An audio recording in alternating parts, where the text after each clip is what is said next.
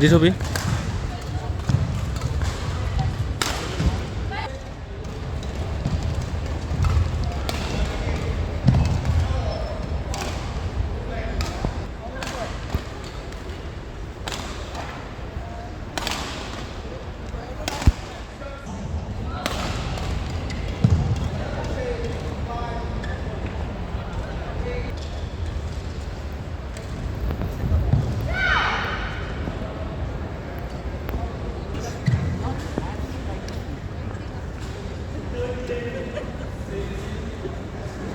John Hodler, Media.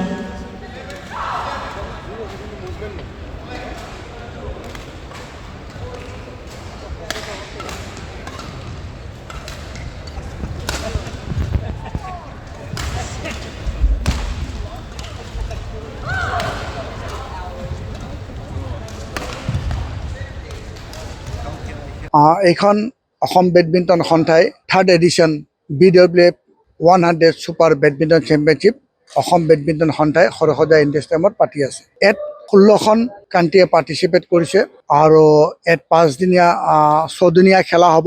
প্ৰথম 2 দিন qualifying হ'ব, তাৰপিছত মেইন ড্ৰ আৰম্ভ হ'ব। আজি খেলখন আৰম্ভ হৈছে আৰু সমাপ্ত হ'ব অহা 7 ডিচেম্বৰ তাৰিখে হ'ব এইখন খেল। আৰু এই খেলখনৰ সম্পূৰ্ণ মানে নেতৃত্ব লৈছে অসম বেডমিণ্টন সন্থাৰ সভাপতি ডক্টৰ হিমন্ত বিশ্ব শৰ্মা ডাঙৰীয়াই।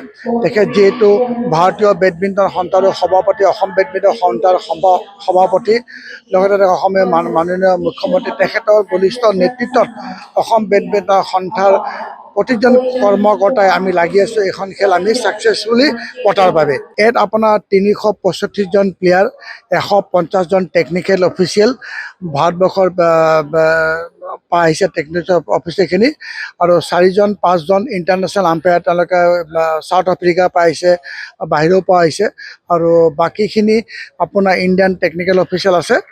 আৰু BWFৰ পৰা এজন ইভেণ্ট মেনেজাৰ বেণুগোপাল ডাঙৰীয়াই আমাৰ এইখন টুৰ্ণামেণ্টলৈকে আহিছে।